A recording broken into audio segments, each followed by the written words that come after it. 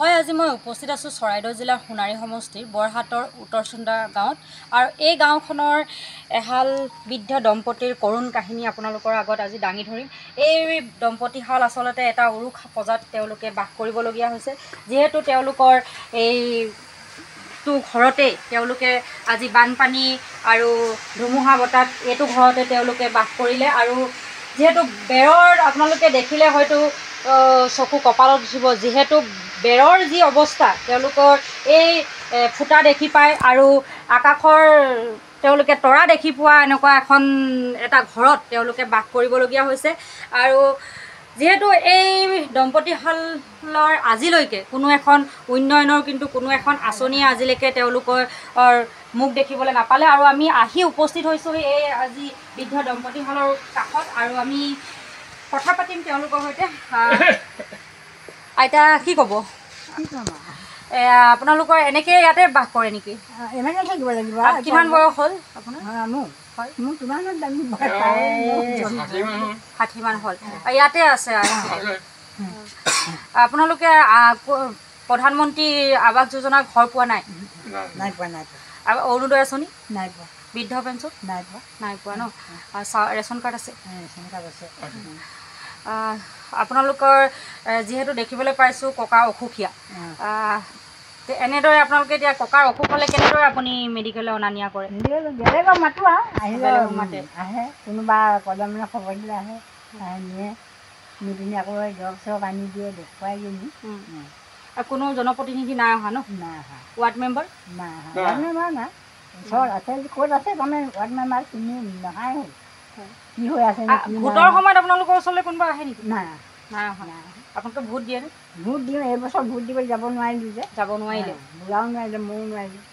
মোৰ কঁকাল দেখি খোজ কাঢ়িব নোৱাৰোঁ। হয়, গতিকে এনেকুৱাই আৰু কথা হয়। আৰু ইয়াৰ যি ঘৰৰ যিজন মুখিয়াল তেওঁলোকৰ সৈতে কথা পাতিম। ককা কি ক'ব?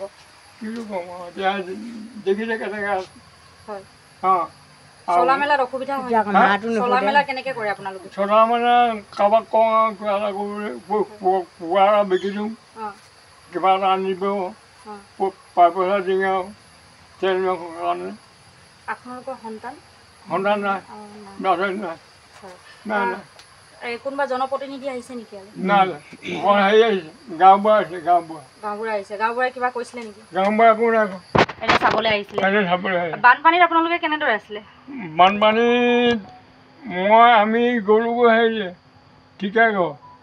ঠিকাঘৰ গ'লোঁ, তাত ডঙা আছে, ভজা ডঙাই তেওঁ আহি লৈ গ'ল।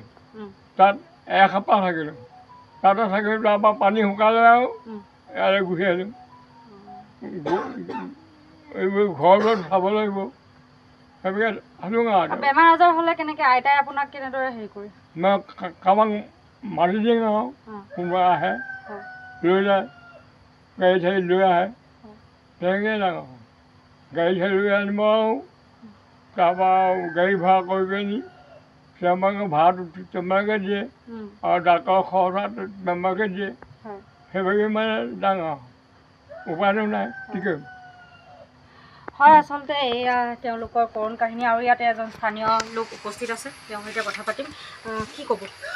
ক'বলৈ ভাষা নাই, কাৰণ কেলৈ এটা কথা হৈছে কি, আজি 71 চনতে আহি পিনি তেখেতলোকে এই উত্তৰচুন্দা গাঁৱত বসবাস কৰিছে। উত্তৰচুন্দা গাঁৱত 71 চনতে আহি পিনি বসবাস কৰি আজি পৰ্যন্ত চৰকাৰী একো সা সুবিধা নাপালে।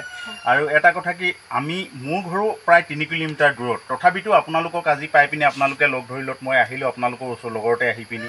এই বৃদ্ধহালক মই এটাই কথা মই চৰকাৰক আহ্বান, চৰকাৰৰ ফালৰ পৰা যদি মানে যিকোনো উপায়ে যদি মানে অতি শীঘ্ৰেই মানে আমাৰ সাপেখাতি ব্লক আছে, ব্লকৰ BDO ছাৰেও যদি আহি যোগাযোগ কৰি পিনি সাহায্য এটা দিয়ে, নিশ্চয় মানে মই সুখী হ'ম। আৰু লগতে যদি স্থানীয় হিচাপত বা কোনোবা হৃদয়বান ব্যক্তি আছে, আমাৰ এই বৃদ্ধজনকো যদি চিকিৎসা কৰোৱায়। আজি এটা কথা কি, চকুৰ আগত কেতিয়াবা আহি থাকোঁ, দেখোঁ বৃদ্ধজন বেমাৰ হ'লে আমাৰ আইতাগৰাকীয়ে কান্দি থাকিবলগীয়া হয়, আইতাগৰাকীৰ বেমাৰ হ'লে বৃদ্ধজনে কান্দি থাকিবলগীয়া হয়। এইবোৰ দৃশ্য দেখি পিনি নিজকে দুখ লাগে, নিজেও দিব পৰা ক্ষমতা নাই। তথাপিতো মানে কি হ'ল, আজি আপোনালোকৰ চেনেলত মানে মই আহিবলগীয়া এইটো কাৰণে হ'ল, হৃদয়মান ব্যক্তি যদি দিব পৰা ক্ষমতা ব্যক্তি আছে তেখেতলোকক সহায় কৰক। আৰু অতি শীঘ্ৰে আমাৰ সাপেখাতি ব্লকৰ মানে যিজন BDO ছাৰ আছে, BDO ছাৰে কি বুলি কয়, যদি এই নিউজ চেনেলৰ যোগেদি যদি গম পায়, অতি শীঘ্ৰে যোগাযোগ কৰি বৃদ্ধশালক যদি PMY ঘৰ এটা দিয়াৰ ব্যৱস্থা কৰে আৰু লগতে তেখেতৰ চিকিৎসা যদি কৰে। আৰু এটা কথা দুখ লাগে কি, চৰকাৰীভাৱে মানে তেখেতলোকৰ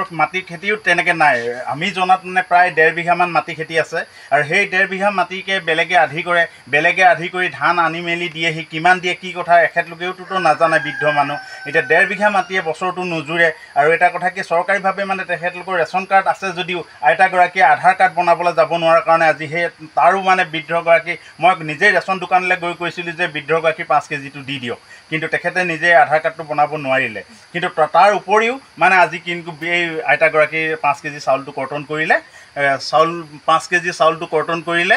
আৰু কি বুলি কয়, অকল আমাৰ বৃদ্ধ মানে এই ককাজনেহে 5 কেজি চাউলটো খাই পিনি আজি পৰ্যন্ত এই অৱস্থাত জীয়াই আছে।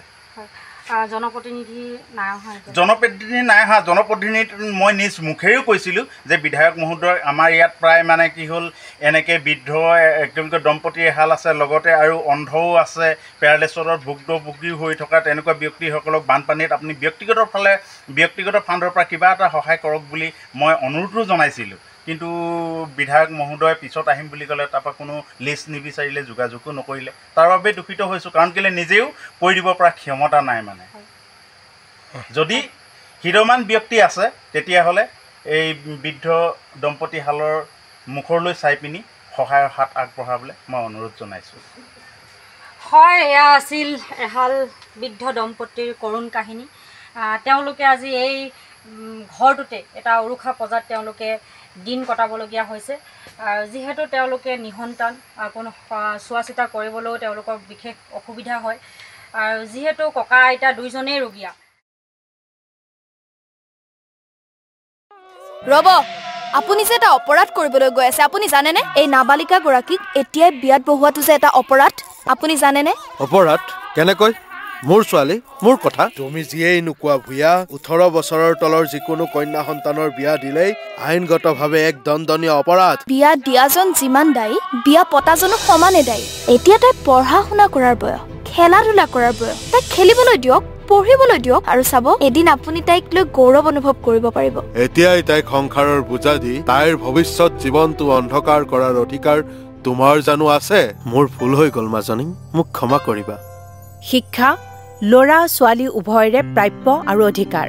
আপোনাৰ কন্যা সন্তানক তাইৰ এই প্ৰাপ্যৰ পৰা বঞ্চিত নকৰাব।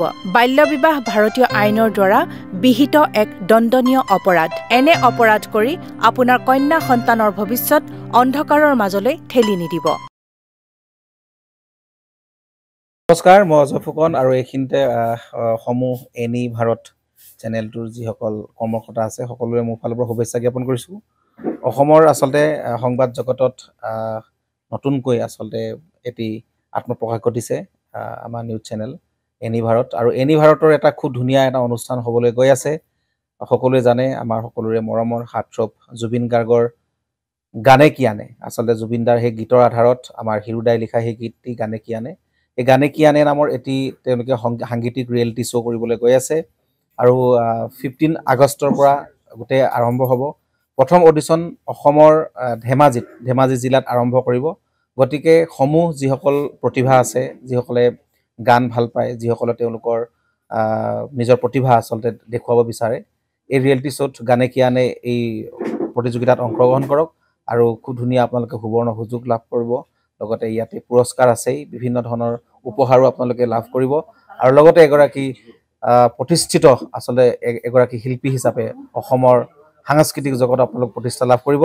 গতিকে গোটেই অনুষ্ঠানটোলৈ মোৰ ফালৰ পৰা শুভকামনা থাকিল। আৰু লগতে এই অনুষ্ঠানটোত আপোনালোকে অংশগ্ৰহণ কৰিব, আমিও আছোঁ, আৰু সকলোকে আমি লগ পাম। ধন্যবাদ।